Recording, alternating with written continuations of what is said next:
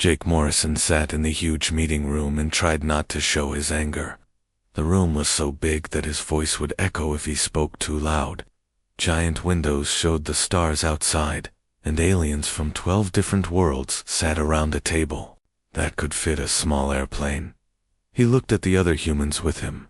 Dr. Lisa Grant was reading reports on her tablet, her face tired from 3 days of meetings. Commander Rick Barnes sat straight in his chair, his military training keeping him alert, even though Jake could see he was frustrated too.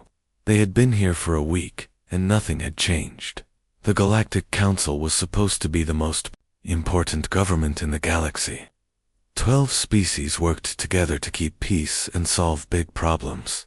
At least, that was how it was supposed to work. Jake was learning that the Council was better at talking than doing. The current problem was simple but deadly. Unknown attackers were destroying colonies in the Outer Rim. Good. People were dying while the Council held meeting after meeting. The attacks had been going on for 6 months, and the Council had done nothing but form committees. Ambassador Velt from the Zephyrian Empire stood up to speak. The Zephyrians looked like tall, thin people, but with blue skin and large black eyes. Velta wore fancy robes that probably cost more than Jake's spaceship. The situation requires careful study, Veltar said in a smooth voice. We cannot act without understanding all the facts. I propose we form another research committee to examine the evidence more closely. Jake wanted to bang his head on the table. Another committee, more delays, more meetings, more dead colonists while they talked. The Nexari representative made a sound like breaking glass. The Nexari were living crystals, beautiful but cold. Their words came through a translator that made everything sound like music. But Jake had learned to hear the arrogance underneath. Humans always want to rush into action, the crystal being said. This is why younger species should listen to their elders. We have seen many crises come and go. Patience brings wisdom. Lord Kesht of the Draconian Empire slammed a clawed hand on the table. The Draconians looked exactly like the dragons from old Earth stories, but they wore clothes and flew spaceships. Kesht H was old, even for a dragon, and his scales had turned silver with age. The crystal speaks truth, Kesht growled. Humans have been in space for barely 200 years. We have ruled the stars for thousands. Perhaps the young ones should learn before they try to teach. Jake felt his hands make fists under the table. The humans had joined the Galactic Council only 50 years ago, making them the newest members. But in those 50 years, they had solved more problems than some species had solved in centuries. Human ships had stopped 3 wars, human doctors had cured alien diseases, and human engineers had improved technology across the galaxy. But the older species still treated humans like children who needed to sit quietly while the adults talked. Dr. Lisa Grant cleared her throat. She was smaller than Jake but twice as smart, and she could speak to aliens in ways that made them listen. Usually with respect to the Council, Lisa said, standing up slowly. We have a plan that could end these attacks quickly. Human tactical analysis shows that the enemy uses hit-and-run attacks because they expect us to respond with big, slow fleets. If we use small, fast ships with mixed crews, we can catch them off guard. She touched her tablet, and a hologram appeared above the table. It showed star maps, ship movements, and battle plans. Jake had seen Lisa work on this for weeks, combining human creativity with alien technology to create something new. The plan uses draconian firepower, Nexari shields, and Zephyrian speed, Lisa continued. But it requires human-style tactics, quick thinking, flexible planning, and willingness to take calculated risks. The room went quiet. Jake could see some of the aliens looking interested. The plan was good, maybe even brilliant. It could work. Ambassador Veltar stood up again, his blue face showing polite disinterest. While we appreciate the human contribution, this plan seems quite risky. What if it fails? What if we lose ships? We cannot afford to make hasty decisions. The Nexari representative made that glass-breaking sound again. Typical human thinking. All action, no wisdom. They want to gamble with lives because they cannot wait for proper planning. Lord Kesht H nodded his huge dragon head. The young species shows its nature. Hot blood and quick anger, but no patience for true strategy. Perhaps humans should observe longer before offering opinions. Jake felt something snap inside him. He had listened to this for a week. He had watched good beings die while these aliens talked about patience and wisdom. He had seen human ideas dismissed not because they were bad, but because humans were young. He stood up slowly, and the room got quiet. All eyes turned to him. He could feel the weight of history in this moment, but he was too angry to care. 6 months, Jake said, his voice calm but hard. For 6 months, colonies have been burning while you form committees. For 6 months, families have died while you debate. We have given you solutions, and you form subcommittees. We have offered help, and you tell us to be patient. He looked around the table, meeting the eyes of every alien representative. Some looked surprised, others looked angry, a few looked ashamed. We came here because we believed in the council, Jake continued. We thought working together meant actually working together. But you don't want partners. You want servants who sit quietly and do what they're told. Ambassador Veltar's blue face darkened. The human forgets his place. The council has maintained peace, for the council has maintained nothing, Jake interrupted. You've talked while others acted. You've debated while others bled. And when someone offers real solutions, you dismiss them because they don't come from the right species. He reached into his jacket and pulled out his council insignia, a small pin that showed he was an official representative of humanity.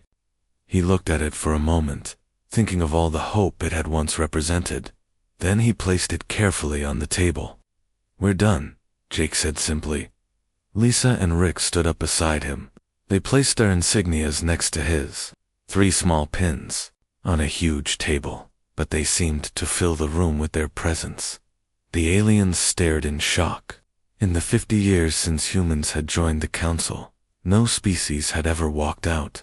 Wars had been fought and ended, but no one had ever just left. Jake turned toward the door, his team behind him. As they walked away, he could hear voices rising in argument behind them. Some aliens were calling for them to come back. Others were saying good riddance. A few were asking what would happen next. Jake didn't look back. He had spent a week learning that some problems couldn't be solved with patience and wisdom. Sometimes, action was the only answer, and humans were very good at action. The news traveled fast. Within hours, every news channel in the galaxy was talking about the same thing. Humans had walked out of the Galactic Council. Some reporters called it shocking, others called it foolish. A few called it brave. On Earth, President Amy Collins sat in her office in New Geneva, watching the reports with a frown. She was a small woman with gray hair and sharp eyes, and she had spent 30 years in politics. She had never seen anything like this. Her aide, a young man named Steve, brought her coffee and more bad news. The Zephyrian ambassador is demanding an apology, Steve said. The Draconian Empire says we're being childish. The Nexari are calling us unstable primitives. Amy sipped her coffee in thought. She had known Jake Morrison for 10 years. He was hot-headed sometimes, but he wasn't stupid. If he walked out, he had good reasons. Get me Admiral Tom Bradley, she said, and call an emergency meeting of the Global Defense Council. We need to decide what happens next. Admiral Bradley arrived within an hour. He was a tall man with white hair and a face marked by years of hard decisions. He had commanded human fleets in 2 wars and knew the galaxy better than most politicians. How bad is it? Amy asked. Tom spread papers on her desk. Depends on how you look at it. The good news is that we can survive on our own. Human colonies are mostly self-sufficient, and our trade networks don't need the council to function. And the bad news? The bad news is that we're cutting ourselves off from half the galaxy. No more joint research projects. No more shared technology. No more protection treaties. Tom paused. And no more help if something big goes wrong. Amy studied the papers. Earth had built a good life in the galaxy, but it hadn't been easy. Working with aliens had taught humans new things and opened new opportunities. Going alone would mean giving that up. What are our options? She asked. Tom laid out 3 plans. Option 1. We apologize and ask to rejoin. We swallow our pride and go back to being junior members who don't get much say in anything. Amy shook her head. Jake wouldn't have walked out if that was acceptable. Option 2. We negotiate.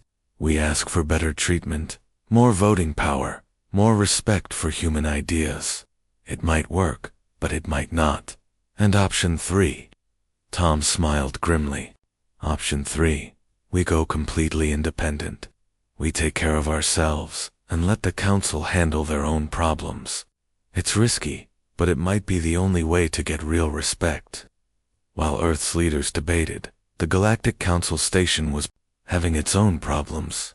The station was huge, bigger than most cities, and it housed thousands of beings from dozens of species.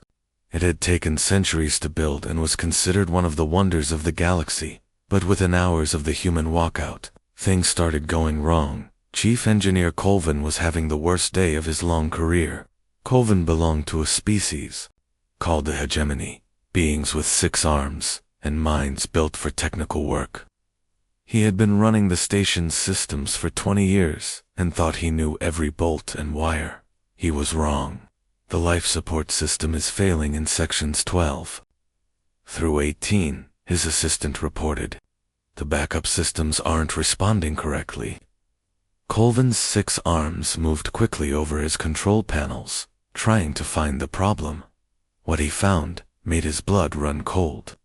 Human engineers had been quietly upgrading the station's systems for months, adding improvements and fixes that no one had noticed. Now those improvements were failing, and Colvin didn't know how to fix them. The humans had used techniques and technologies that other species didn't fully understand. Without human engineers to maintain the systems, the station was slowly breaking down. "Get me the human technical manuals," Colvin ordered. "Sir, the humans took all their technical data when they left. They said it was classified human technology." Colvin felt sick. The station could probably run for a few weeks on backup systems, but after that, they would need help. Human help? The problems weren't just technical. In the station's trading district, Mordock was watching his business empire crumble. Mordock was a member of the Mercantile Guild, a species that looked like giant slugs but had minds for business. That made them rich across the galaxy. For years, Mordock had relied on human shipping companies to move goods between worlds. Humans were willing to travel dangerous routes that other species avoided. They were fast, reliable, and not afraid of pirates or hostile territory. Now, those shipping routes were closed. Human captains were returning to Earth or taking jobs that only served human colonies. Without human ships, trade between many worlds had slowed to a crawl. Mordock's communicator was buzzing constantly with angry customers, demanding to know where their goods were. He had no good answers to give them. On the research levels of the station, Dr. Ventar was facing his own crisis. Ventar was a Zephyrian scientist who had spent 5 years working with human researchers on quantum mechanics. The work was revolutionary, combining human creativity with alien precision to achieve breakthroughs that neither species could manage alone. Now, the research was stopped. The humans had taken their data and their ideas back to Earth. Dr. Ventar was left with half-finished experiments and questions he couldn't answer alone. He had tried to contact Dr. Lisa Grant, his human partner, but Earth's new communication policies forbade contact with council members. The message came back marked, "Transmission blocked by Earth Defense Network." Back in the council chambers, Ambassador Veltar was beginning to understand how serious the situation was. As the senior Zephyrian representative, he was used to being one of the most powerful beings in the galaxy. The Zephyrian Empire controlled important trade routes and had technology that other species needed. But humans had been more important than he realized. They had been involved in almost every major council project for the past 20 years. They had solved problems, prevented wars, and kept the peace in dozens of small conflicts. Now they were gone, and Veltar was getting reports of problems all across Zephyrian space. Pirates were attacking trade convoys because human patrol ships were no longer protecting the shipping lanes. Mining colonies were having labor disputes that human mediators used to solve. Worst of all, the atmospheric processors on 3 Zephyrian worlds were breaking down, and human engineers had designed the repair protocols. Lord Kesht of the Draconian Empire was having similar problems. The dragons were proud warriors, but even they had come to rely on human tactical advice. Human officers had served alongside Draconian fleets for years, bringing new ideas and strategies that had made the Empire's military stronger. Without human input, Draconian commanders were falling back on old tactics that hadn't changed in centuries. It worked against traditional enemies, but the galaxy was full of new threats that required new thinking. The Nexari were perhaps suffering the most. Their crystalline society was based on rigid hierarchy and ancient traditions, but human ideas about individual rights and fair treatment had begun to spread among the Nexari working class. Now, without human mediators to help resolve disputes peacefully, Nexari mining worlds were erupting in violence. Crystal workers who had learned about human concepts like unions and fair wages were demanding better treatment. The Nexari overlords didn't know how to handle these new ideas and were responding with force. 3 days after the walkout, Chairman Uthrek called an emergency session of the council. The old reptilian leader looked tired and worried as he addressed the remaining members. "We face a crisis unlike any in council history," Uthrek said. "The departure of humanity has created problems we did not foresee. Our systems are failing, our trade is disrupted, and our colonies are in turmoil." Ambassador Veltar shifted uncomfortably in his seat. 3 days ago, he had been happy to see the humans leave. Now he was beginning to wonder if they had made a terrible mistake. "Perhaps," Veltar said carefully, "we should consider reaching out to the humans. Not to apologize, of course, but to discuss practical matters." Lord Kesht snorted, smoke rising from his nostrils. "The dragons do not beg. If humans wish to return, they can ask for forgiveness." But even as he said it, Kest knew the situation was more serious than his pride wanted to admit. Reports from Draconian space were getting worse every day. They needed human help, whether they wanted to admit it or not. The council meeting lasted for hours, but they reached no decisions. Some members wanted to contact Earth immediately. Others insisted that humans should make the first move. A few suggested that the galaxy was better off without human chaos and unpredictability. But outside the council chambers, the galaxy was learning a hard lesson. Humans had been more than just junior members of an ancient organization. They had been the glue that held many things together. Without them, the careful balance of galactic civilization was beginning to crack, and the cracks were spreading fast. 2 months had passed since the humans walked out, and the galaxy was falling apart. General Zactor stood on the bridge of his flagship, watching the battle reports with growing anger. The Draconian commander was old-school military, trained in tactics that had worked for 1,000 years. His fleet was the pride of the Draconian Empire, massive ships with heavy armor and powerful weapons. But they were losing. The enemy had hit 3 more colonies in the past week. Each time Zakdar had responded with overwhelming force, just as military doctrine demanded. Each time, the enemy had vanished before his ships arrived, leaving only burning cities and dead civilians. "Sir, we're getting a distress call from the mining colony on Zarian Prime," his communications officer reported. They're under attack. Zactor studied the star map. Zarian Prime was 6 hours away at maximum speed. By the time his fleet arrived, the attack would be over. But he had to try. All ships, set course for Zarian Prime, maximum speed. His fleet moved like a massive hammer through space, exactly the way Draconian fleets had moved for centuries. It was impressive, powerful, and completely predictable. The enemy knew exactly what Zactor would do because he always did the same thing. When they arrived at Zarian Prime, they found the same thing they had found at every other attack site: destroyed buildings, dead colonists, and no enemy ships.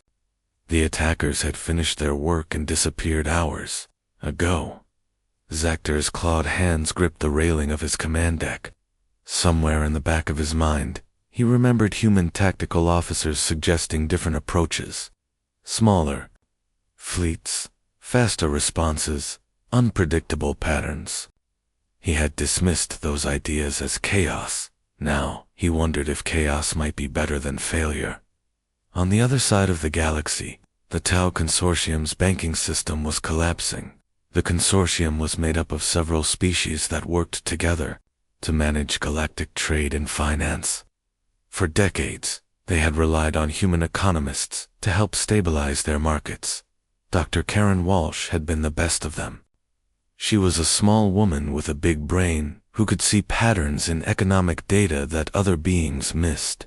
Her algorithms had prevented 3 major market crashes and kept trade flowing smoothly between hundreds of worlds. Now, she was back on Earth, and the galactic economy was spinning out of control. Banker Yilmoth watched the numbers on his screens with growing panic. Yilmoth belonged to a species called the Quantari, beings who were naturally good with mathematics and money. But even his mathematical mind couldn't make sense of what was happening. Currency values were swinging wildly from day to day. Trade agreements were falling apart, as no one could predict what anything would be worth next week. Entire star systems were hoarding resources, afraid to engage in commerce that might bankrupt them. "Sir, the Nexari crystal market just crashed," his assistant reported, down 80% in one day. Yilmoth's tentacles writhed with stress. The Nexari crystal market was supposed to be the most stable in the galaxy. Nexari crystals were used in everything from spaceship computers to medical equipment. If that market was crashing, nothing was safe. He tried to call Dr. Walsh on Earth, hoping she might share some advice, even if she couldn't officially help. But Earth's communication blackout was complete. No calls in or out except for emergencies. The Quantari banker realized he was watching the slow-motion collapse of galactic civilization's economic foundation. On the crystal world of Nexus Prime, something even worse was happening. The Nexari had ruled their society the same way for thousands of years. The strong commanded, the weak obeyed, and no one questioned the natural order. But human ideas had planted seeds of doubt in that ancient system. Worker crystals Zexan had spent 2 years working alongside human engineers on a joint mining project. The humans had treated him as an equal, asked for his opinions, and paid him fair wages for his work. They had introduced him to concepts like workers' rights and fair treatment. Now, back in the Nexari mines, Zexon found the old system unbearable. Overseer Crystal Mareth demanded 16-hour workdays for barely enough payment to survive. Safety equipment was expensive, so workers were expected to risk their lives to save money. Complaints were met with punishment or exile. Zexon started talking to other workers about what he had learned from humans. The idea spread like fire through Crystal. Soon, thousands of worker crystals were demanding better conditions, fair wages, and the right to be heard. The Nexari overlords didn't understand what was happening. Their society had never had labor disputes before. Workers did what they were told, and that was the end of it. They didn't know how to handle organized resistance. Their solution was simple and brutal. Send in the military to restore order. The crystal mines of Nexus Prime became battlefields as worker crystals fought against enforcer crystals. The beautiful singing that had once echoed through the mines was replaced by the harsh sounds of crystal breaking against crystal. Zexon died in the third day of fighting, but his ideas lived on. The rebellion spread to other worlds, and soon the entire Nexari Empire was dealing with civil unrest on a scale they had never imagined. Meanwhile, in the dark spaces between stars, pirates and raiders were having the best time of their lives. Captain Rex Valen commanded a small fleet of raiders that had been barely surviving for years. Human patrol ships had made piracy extremely dangerous, appearing without warning to hunt down criminal vessels. But now the humans were gone, and the galaxy was wide open. Rex was a member of a species called the Scare, reptilian beings who were naturally aggressive and had little respect for law. His ships were fast but lightly armed, perfect for hit-and-run attacks on merchant vessels. Target identified, his navigator reported. Zephyrian cargo hauler, probably carrying rare metals. Rex smiled, showing sharp teeth. Attack pattern 7.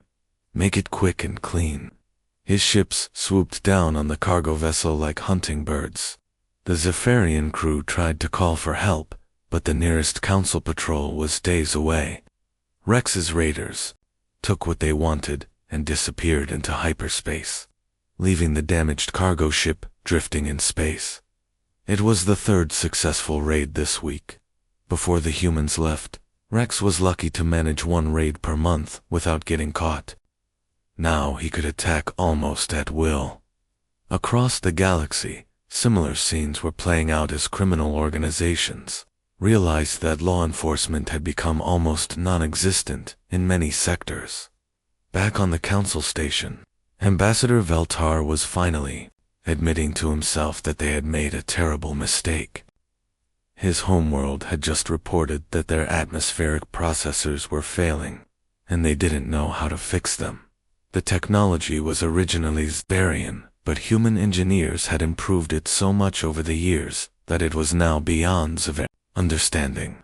The repair manuals were written in human technical language that used concepts his people had never developed. Without those processors, the air on 3 Zephyrian worlds would become toxic within months. Billions of lives were at stake.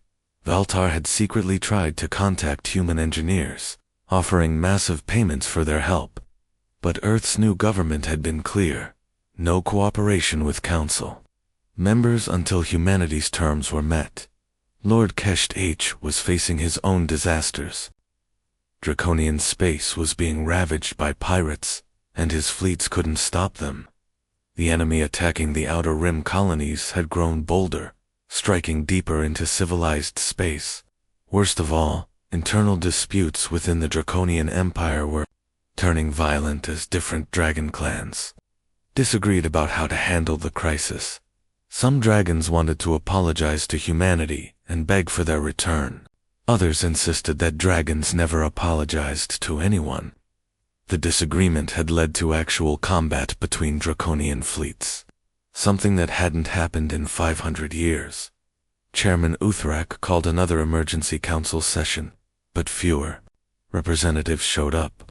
Some species were too busy dealing with internal problems to attend meetings. Others had simply given up on the council's ability to solve anything. "We must face the truth," Uthrak said to the half-empty chamber. "Our civilization is collapsing without human participation. Perhaps it is time to swallow our pride and ask for their return." "Never," snarled Lord Kesht H. "Dragons do not crawl before lesser species." But even as he said it, Kest knew his position was weakening. Reports from Draconian space grew worse every day. His own military advisors were quietly suggesting that they needed human help. The Nexari representative could barely participate in the meeting. Civil war was tearing apart the Crystal Empire, and their society was fragmenting along lines that no one had thought possible. Only Ambassador Veltar seemed willing to consider compromise. "Perhaps we could negotiate. Not an apology, but a discussion of mutual interests." "And what would we offer them?" asked the representative from the hegemony. We told them they were too young and inexperienced to be heard. We dismissed their ideas as chaos. Why would they trust us now? The question hung in the air like poison. They all knew the answer. Humans had no reason to trust the council anymore. The older species had proven that they saw humans as junior partners at best, servants at worst. As the meeting continued, with no real progress, reports kept coming in from across the galaxy. More pirate attacks, more economic chaos, more colonies under assault by the mysterious enemy, more civil unrest as the ideas of individual rights spread among oppressed populations. The galaxy that had been stable for centuries was coming apart, and everyone knew why. The humans had been more than just another member species. They had been the oil that kept the machine running smoothly. Without them, everything was grinding to a halt. Uthrak dismissed the meeting early, knowing they had accomplished nothing. As the representatives filed out, he sat alone in the great chamber and wondered if this was how civilizations died. Not with war or catastrophe, but with stubbornness and pride that prevented beings from admitting their mistakes. Outside the council station, the stars looked the same as always, but the galaxy they watched over was changing in ways that couldn't be stopped, and the humans were nowhere to be found. 6 months had passed since the humans walked out, and the galaxy was dying. Chairman Uthrak stood in his private office, looking out at the stars, through the massive window. The old reptilian leader had lived through wars, plagues, and political crises, but he had never seen anything like this. The Galactic Council was falling apart, and he didn't know how to stop it. His aide, a young member of his own species, brought him the daily reports. Each one was worse than the last. The Outer Rim colonies, sir. Another 3 worlds have gone dark. No communication for 48 hours. Uthrak's scales darkened with worry. The mysterious enemy had revealed itself as something called the Void Collective, and they were winning every battle. General Zaktares' fleets were being destroyed faster than they could be replaced. What about our economic situation? The Tau Consortium reports that interstellar trade has dropped by 60%. The Quantari banking system is barely functioning. Some worlds have stopped using galactic currency altogether. Uthrak closed his eyes. The civilization he had spent his life protecting was crumbling, and everyone knew why. They needed the humans back, but pride and stubbornness were keeping both sides apart. Sir, there's something else. The Nexari civil war has spread to 12 worlds. The Zephyrian atmospheric crisis is getting worse, and we're getting reports of massive pirate fleets forming in the outer sectors. The chairman dismissed his aide and sat alone with his thoughts. In 50 years of leadership, he had never faced a problem this big. The council needed to act, but they couldn't agree on anything. A soft chime indicated an incoming priority message. Uthrak activated his communicator and saw Ambassador Veltar's face on the screen. The Zephyrin looked terrible, his blue skin pale and his usually perfect clothing wrinkled. Chairman, we need to talk privately. The situation in Zephyrian space is critical. An hour later, Veltar sat in Uthrak's office, looking like a broken being. The proud ambassador who had once dismissed human ideas was now desperate for human help. 3 of our worlds are dying, Veltar said quietly. The atmospheric processors are failing, and we don't know how to fix them. My people are building emergency shelters, but they won't last long. We need human engineers, and we need them now. Have you tried contacting Earth directly? Veltar nodded sadly. They won't even accept our calls. Earth's communication system automatically blocks any transmission from council members. I tried sending messages through neutral parties, but the response was always the same. No cooperation until humanity's terms are met, and those terms are complete restructuring of the council, democratic voting instead of species hierarchy, human autonomy in certain sectors, and immediate implementation of their military strategy against the Void Collective. Uthrak was quiet for a moment. The human demands weren't unreasonable, but they would require the older species to give up power they had held for centuries. Pride was an expensive thing in a crisis. "What do you recommend?" Uthrak asked. "I think we should meet their terms," Veltar said. "I know it means admitting we were wrong, but the alternative is watching our civilization collapse." Before Uthrak could respond, emergency alarms began blaring throughout the station. His communicator lit up with urgent messages from military commanders across the galaxy. The Void Collective had launched their largest attack yet, far from the Council station. In a hidden base built inside a large asteroid, Commander Rick Barnes was studying the same battle reports.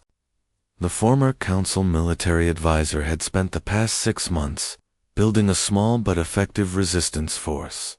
The asteroid base was secret, built by human engineers with help from alien allies who had chosen to work outside the Council system. Rick commanded 200 volunteers, humans, young Draconians who disagreed with their elders, Nexori crystals who had fled the Civil War, and even a few Zephyrians who thought their government was wrong. "The collective is hitting the core worlds now," reported Dr. Lisa Grant, who had been analyzing the enemy's tactics. "They're not just raiding anymore. This looks like the beginning of a full invasion." Rick studied the holographic display, showing fleet movements across 3 sectors. The Void Collective was using perfect military logic, hitting targets in sequence to achieve maximum damage with minimum risk. Their computer minds could predict how Council forces would respond because Council tactics never changed. "Any word from Earth?" Rick asked. Lisa shook her head.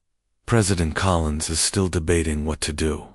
The isolationists want to stay out of galactic affairs completely. The interventionists want to help, but only if the Council agrees to major changes. And while they debate, people are dying." A young Draconian named Krelt H approached their table. He was barely old enough to fly a fighter, but he had skills that impressed even human pilots. His father was a traditional Dragon Lord who had disowned him for working with humans. "Commander Barnes, I've been monitoring Draconian military channels. My father's fleets are being destroyed. They're still using formation attacks against an enemy that can predict every move." Rick felt frustration building inside him. He had the answer to beating the Void Collective, but his small force couldn't implement it alone. They needed the resources of entire starfleets to make a real difference. "Sir," called one of the human technicians, "we're getting a priority transmission from an unknown source." The holographic display activated, showing the face of a being Rick didn't recognize. It was clearly alien, but not from any species he knew. The creature's features were sharp and angular, and its eyes held an intelligence that seemed both ancient and desperate.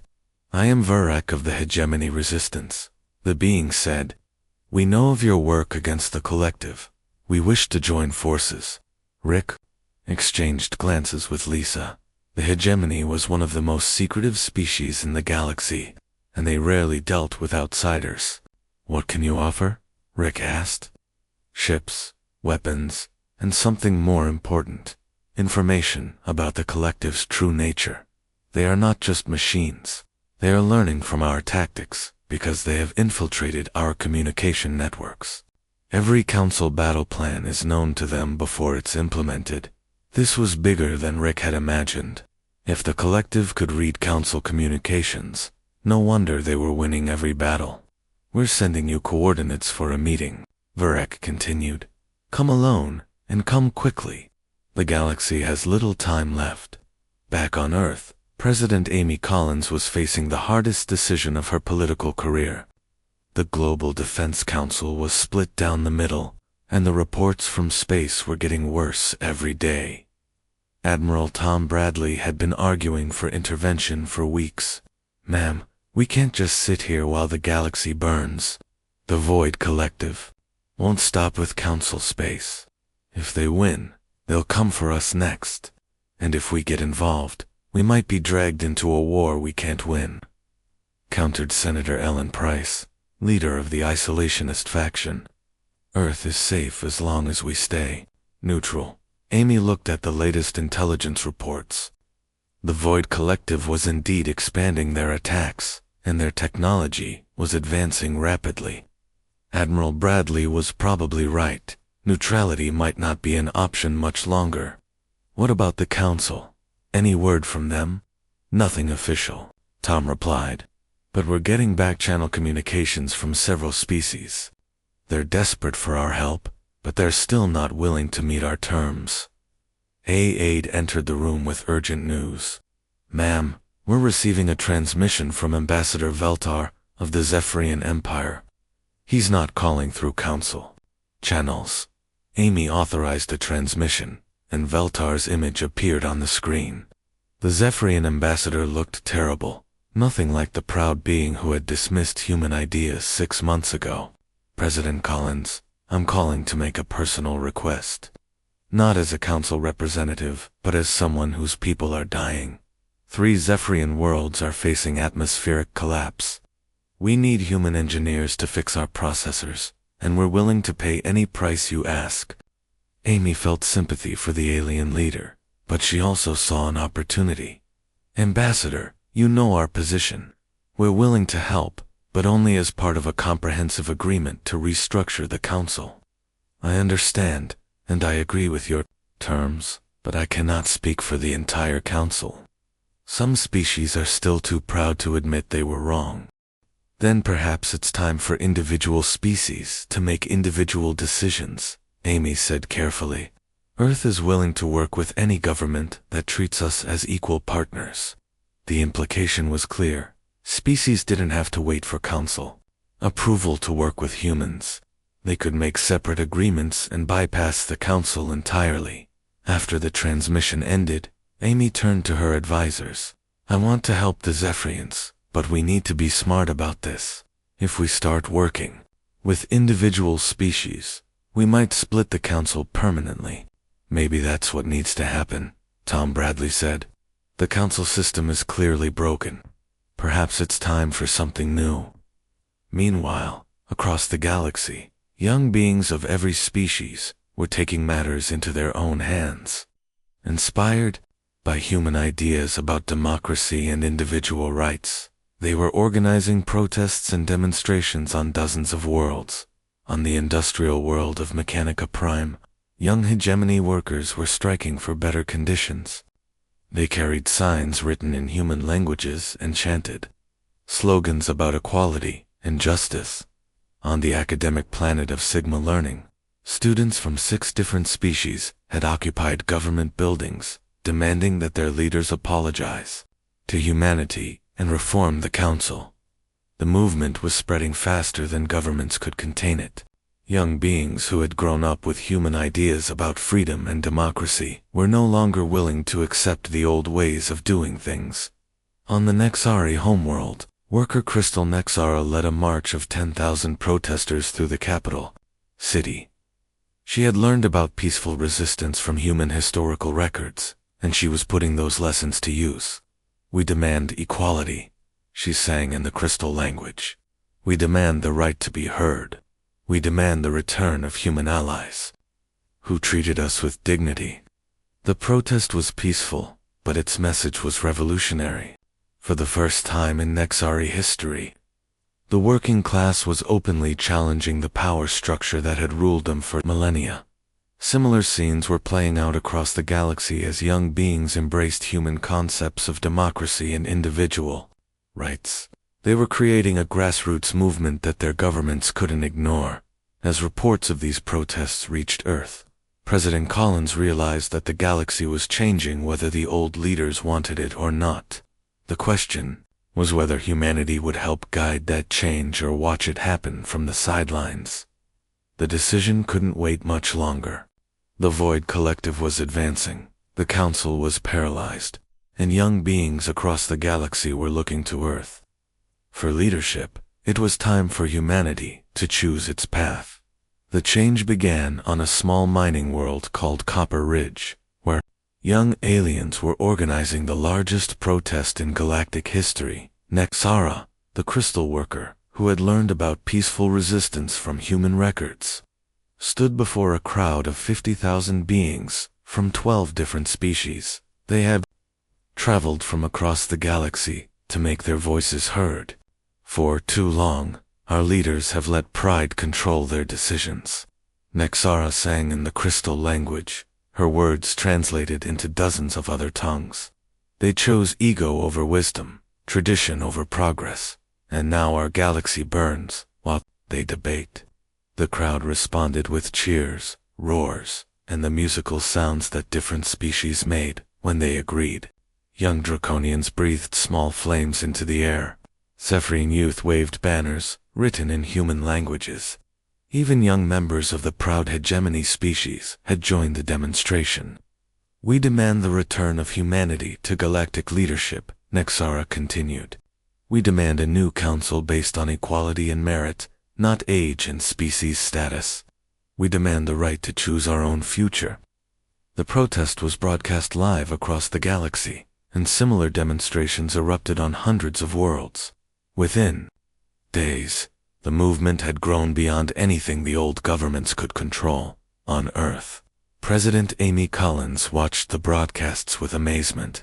Young aliens were carrying signs with human slogans, singing human songs about freedom, and demanding the very changes that humanity had proposed months ago. "They're doing our work for us," Admiral Tom Bradley observed. "The young generation is forcing their leaders to face reality." Amy smiled for the first time in months. "Then maybe it's time to give them what they want." The breakthrough came when Ambassador Veltar made a desperate decision.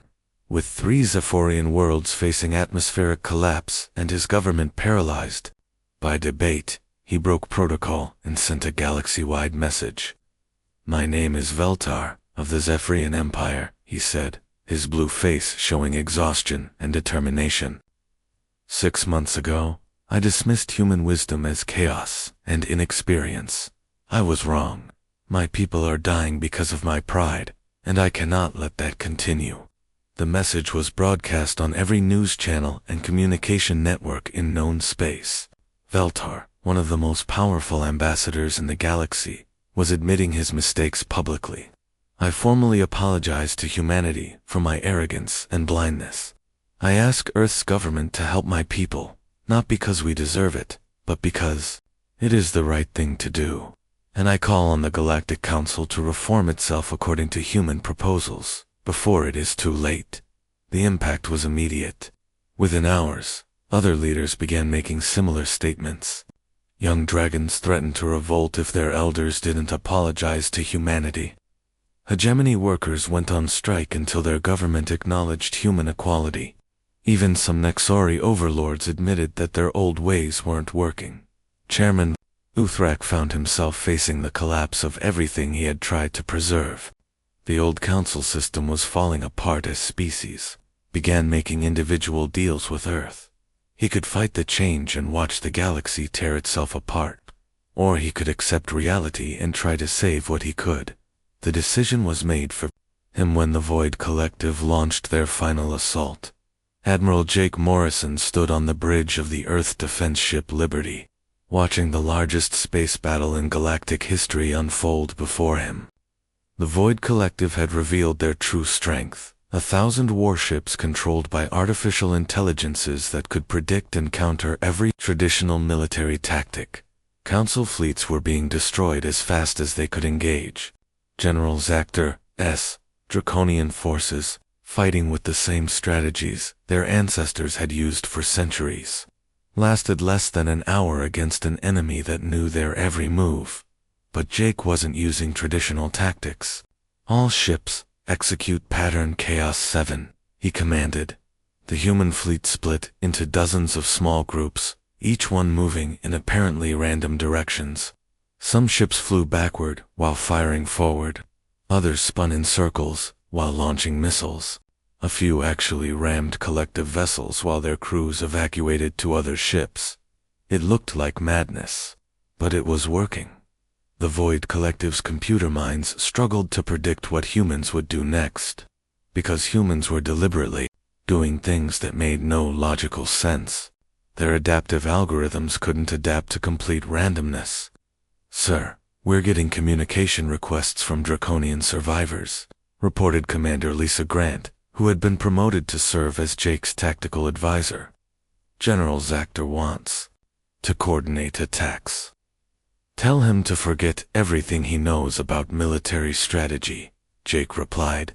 "If he wants to work with us, his ships need to start acting crazy." It was the strangest military cooperation in galactic history. Ancient dragon warriors learning to fight like unpredictable humans, abandoning thousands of years of tradition to embrace chaos as a weapon. The battle turned when Dr. Lisa Grant made a crucial discovery. Working with alien scientists who had joined the human resistance, she found the Void Collective's critical weakness. "They're not just artificial intelligences," she reported. "They're using our own communication networks to predict our moves, but they can't adapt to truly irrational behavior because their logic systems can't process it."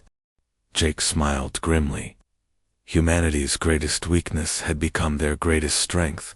The very unpredictability that older species had criticized was now the key to victory.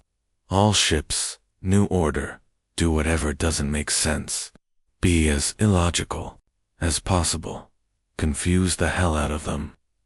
The human fleet, joined by young aliens who had learned to think like humans, began the most bizarre military campaign ever recorded.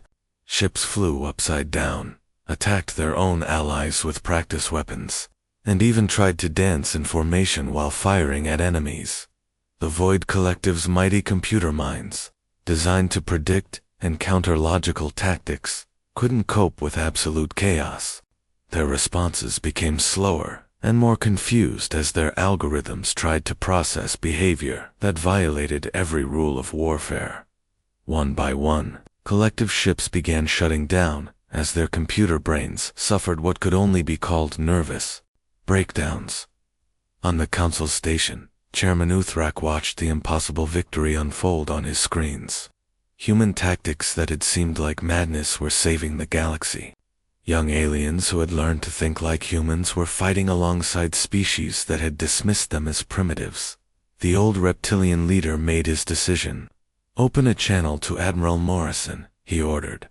Jake's face appeared on the screen, looking tired but victorious. Behind him, the bridge of his ship buzzed with activity as the final collective vessels were being destroyed. "Admiral Morrison, I am Chairman Uthrak of the Galactic Council. I wish to formally surrender our authority to your command and request humanity's leadership in rebuilding galactic civilization." Jake was quiet for a moment. "Chairman, with respect, we're not interested in ruling anyone, but we are interested in building something better." 3 weeks later, representatives from across the galaxy gathered for the founding ceremony of the Galactic Alliance. The old council station had been rebuilt as a symbol of the new order, with architecture that combined elements from all member species. Jake Morrison, now promoted to Alliance Admiral, stood before the assembled delegates. Instead of the rigid hierarchy of the old council, the Alliance was organized around democratic principles and merit-based leadership. 6 months ago, humanity walked out of the Galactic Council because we believed the galaxy could do better, Jake said. Today, we're proving that cooperation is stronger than hierarchy, that diversity of thought is more valuable than uniformity of tradition. Ambassador Veltar, now representing the Zephyrian Republic, his people had voted to reform their government, nodded in agreement. The humans taught us that wisdom comes not from age alone, but from willingness to learn and change. Even Lord Kesh, the proud dragon leader, had accepted the new reality. His species had voted to give younger dragons equal voice in government, and the results had been remarkable. "Human chaos has brought us a strength we never knew we possessed," he admitted. The Alliance military combined the best of all species: draconian firepower, Nexari shield technology, Zephyrian speed, and hegemony engineering. But the tactics were purely human, adaptive, unpredictable, and creative. The ceremony concluded with ships from dozens of species flying in formation around the station. But instead of the rigid patterns of the old council, They moved in flowing, organic shapes that changed constantly, visible symbol of the new order's flexibility. Dr. Lisa Grant, now serving as the Alliance's science coordinator, watched from the observation deck with her mixed team of human and alien researchers. The joint research projects that had been halted 6 months ago were not only resuming but expanding beyond anything previously imagined. "Think we'll be able to keep this working?" asked a young Nexari scientist who had been part of the resistance movement. Lisa smiled. "As long as we remember that our differences make us stronger, not weaker. The old council failed because they thought diversity was a problem to be managed. We know it's a strength to be celebrated." As the ceremony ended and delegates began planning the new galaxy's future, Jake Morrison reflected on how much had changed. Humanity had left the council as frustrated junior members. They were returning as equal partners in a truly cooperative civilization. The galaxy had learned an important lesson. Sometimes you have to break something completely before you can build it better. The old ways of doing things had kept peace for centuries, but they had also kept progress locked behind walls of tradition and pride. Now, with young beings from every species working together and human creativity guiding the way, there was no limit to what they could achieve. The stars looked the same as always, but the galaxy they watched over had been transformed. It was messier than before, more chaotic and unpredictable, but it was also more alive, more dynamic, and more ready to face whatever challenges the universe might bring. And at the heart of it all were the humans, the species that had stormed out in frustration and returned in triumph, not as conquerors, but as partners in building something better than anyone had dared to imagine. The galaxy would never be the same, and everyone agreed that was exactly how it should be.